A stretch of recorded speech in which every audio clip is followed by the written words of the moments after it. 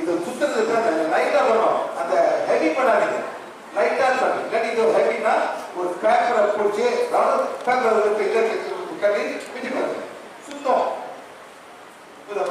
இப்ப நம்ம எல்லாமே ஒரு ஓட்டெக்ஸ் இருக்கு, இங்க ஒரு ஓட்டெக்ஸ் இருக்கு, இங்க ஒரு ஓட்டெக்ஸ் இருக்கு. இந்த மாதிரி ஒரு வெள்ளக்கார ஊர்ல பாரு டொர்னேடோ ஒரு சுத்தறது சூறாவளி.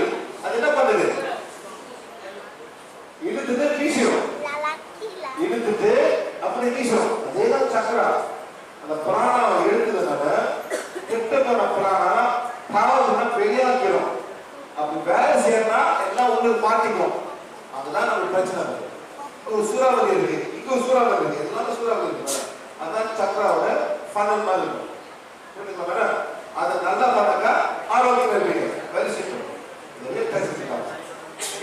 நாம் அனைவரும் தன்னலமின்றி மற்றவர்களை ஆசீர்வதிக்கும் பொழுது பிரபஞ்சம் அல்லது தெய்வீக சக்தி நம்மை நோக்கி பாயும்.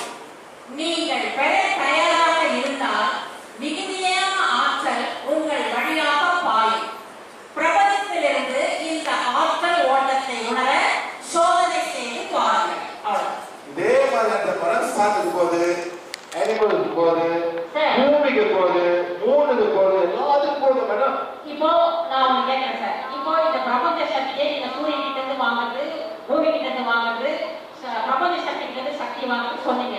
இதை மட்டும் நம்ம செஞ்சுட்டாவே போதும், எங்களுக்கு இந்த டிவைன் ஆற்றல் பிரபு சக்கரா வழியாக வருமா? ஆமா மேடம். வேற எதுவுமே எனக்கு தேவையில்லை. வரும். ஆனா சாப்பாடு வருது. என்ன சக்தி வந்தாலும் மேடம் தப்பா போட்டீங்க ஒன்று வேலை செய்யும். ஆனா ஒழுங்கா பிரச்சனை இல்லை. அதான் மேடம் எல்லாரும் ஜாக்கிரதையாக என்ன சாப்பாடு கொடுக்குறாங்க.